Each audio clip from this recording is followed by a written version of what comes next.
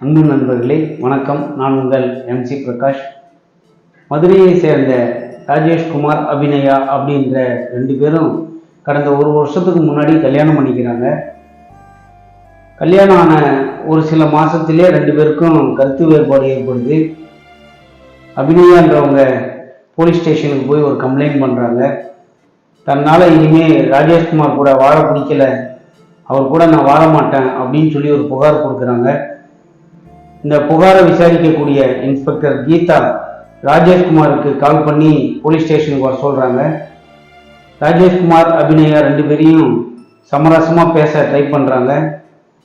ரெண்டு பேருக்குமே இருக்கக்கூடிய சில பிரச்சனைகளால் ரெண்டு பேரும் பிரிஞ்சு போகிறது தான் இதுக்கு சரியான தீர்வு அப்படின்னு சொல்லி ராஜேஷ்குமாரும் அபிநயாவும் முடிவு பண்ணி விவாகரத்து பண்ணிக்கிறோம் நாங்கள் சட்ட ரீதியா அப்படின்னு சொல்லி அங்கேருந்து பிரியிறாங்க. அப்போது அபிநயா தரப்புல இருந்து கல்யாணத்துக்கு போட்டு வந்த 102 பவுன் நகையை ராஜேஷ்குமார் கிட்ட திருப்பி தர சொல்லி கேட்குறாங்க. அந்த நகையை நான் கண்டிப்பாக கொண்டு வந்து ஸ்டேஷன்லேயே ஒப்படைக்கிறேன் அப்படின்னு சொல்லி ராஜேஷ்குமார் அங்கேருந்து கிளம்பி போகிறாரு.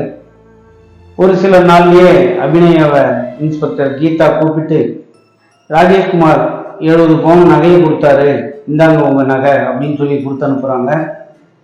திரும்ப அபிநய சைட்ல இருந்து அப்பப்போ ஸ்டேஷனுக்கு வந்து இன்ஸ்பெக்டர் கீதா கிட்ட ராஜேஷ்குமார் கிட்ட இருந்து அந்த பேலன்ஸ் நகையை வாங்கி கொடுங்க அப்படின்னு சொல்லி கேட்டுக்கிட்டே இருக்காங்க. இப்படியே ஒரு 5-6 மாதம் போகுது.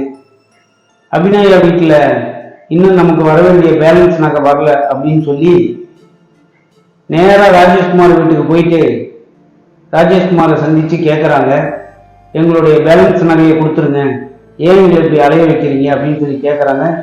ரெண்டு தரப்புக்கும் பெரிய சண்டை நடக்குது. அப்போதான் தெரிய வருது, ராஜேஷ்குமார் வந்து நகையை கொடுக்கும்போதே மொத்த நகையும் கொண்டு வந்து இன்ஸ்பெக்டர் கீதா கிட்ட கொடுத்ததா ராஜேஷ்குமார் சொல்றாரு. ஸ்டேஷனுக்கு போய் இன்ஸ்பெக்டர் கீதாவை விசாரிக்கலாம் அப்படின்னு சொல்லிட்டு ராஜேஷ்குமார் கிளம்பி போறாரு. இன்ஸ்பெக்டர் கீதா கிட்ட இருந்து சரியான எந்த ஒரு பதிலும் வரமாட்டேங்குது. அப்போதான் ராஜேஷ்குமார் வந்துட்டு எஸ்பி ஆஃபீஸில் போய் ஒரு புகார் பண்ணுறாரு.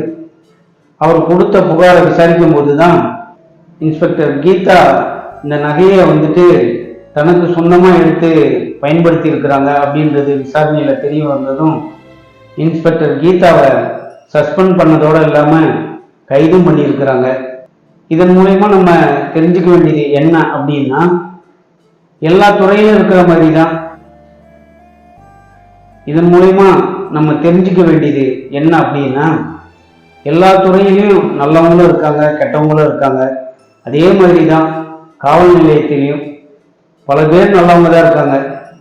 ஏதோ கீதா மாதிரி ஒரு சிலர் பண்ணக்கூடிய தவறான விஷயத்தால எல்லாரையும் நம்ம தப்பானவங்கன்னு நினைச்சிடக்கூடாது. எல்லாருக்கும் பிரச்சனை வரதான் செய்யுது. ஆனா எந்த ஒரு பிரச்சனை வந்தாலும் அதை சட்ட ரீதியாகவும் எச்சரிக்கையோடும் நம்ம சரி செஞ்சோம் அப்படின்னாக்கா யாருக்கும் எந்த விதமான பாதிப்பும் இருக்காது அப்படின்றது தான் இந்த பதிவோட நோக்கம். உங்களுக்கு இந்த செய்திகள் எல்லாம் பிடிச்சிருந்ததுனாக்கா நம்ம சேனலை லைக் பண்ணுங்க, ஷேர் பண்ணுங்க, மறக்காம சப்ஸ்கிரைப் பண்ணுங்க. நன்றி. உங்கள் MC பிரகாஷ்.